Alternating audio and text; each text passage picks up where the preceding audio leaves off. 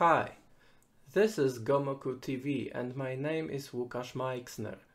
I am going to show you how to start playing Gomoku Swap 2 in a few very simple steps. First of all, let's talk about the very basics. Gomoku is played with black and white pieces or stones on a 15×15 board. The stones are put on the intersections on a classic Gomoku board. However, on a paper design with X's and O's, they go inside the middle of the squares.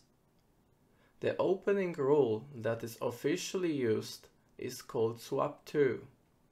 Don't worry, it is much easier than it may sound for the first time.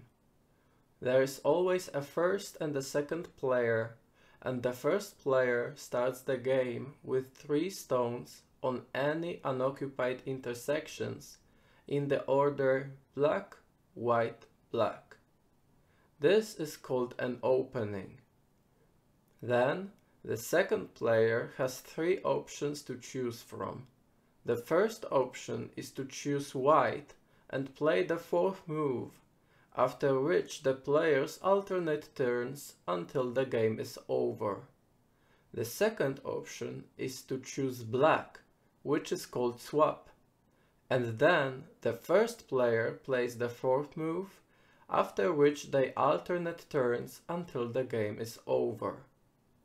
Last but not least, the second player may decide to add 2 more stones in the order white-black, which is called a swap 2, after which the first player has to choose color.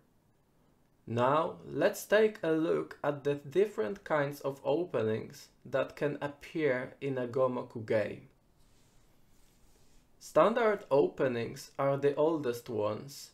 Most people already met them in school when they played on a paper with pencils.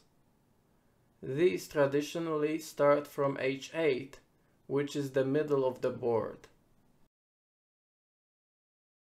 Unfortunately, these openings are proven sure wins for black, which very much unbalances the chances, hence they are not recommended at all. Pro openings were the next level after standard ones.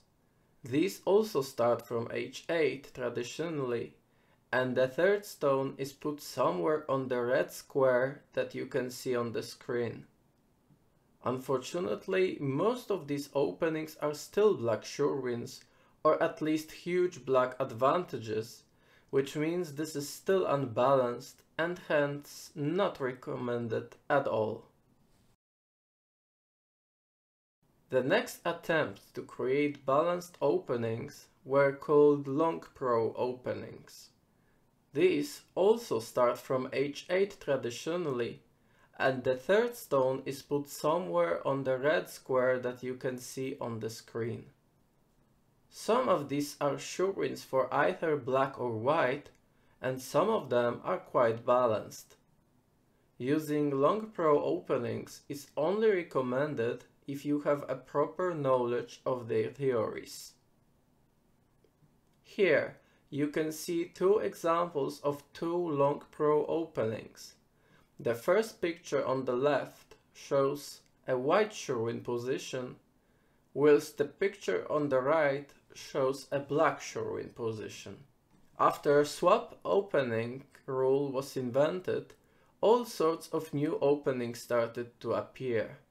Let's take a look at the corner or edge openings first. These are placed around the corners or at the edge of the board. There are tremendous amount of different ways you can put such opening, and also, typically, there are multiple options for the continuation of the game.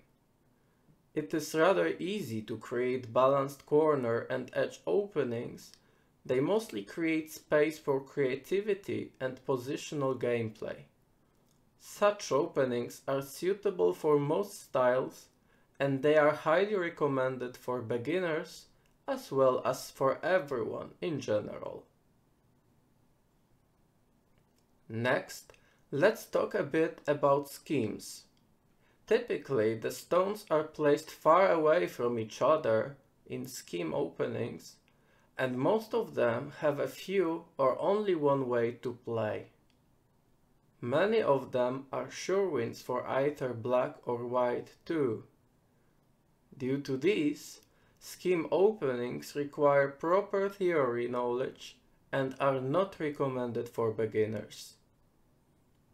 Here you can see examples of schemes with their theories displayed. For advanced players, schemes can be very useful tools to gain advantage over their opponents. We reached the last type of openings, for which we are going to use the name New Era openings. These are the direct result of improvements in Gomoku, including softwares. They tend to look like schemes, however, they require advanced positional moves instead of simple theory moves. It is only recommended for advanced players to use such openings.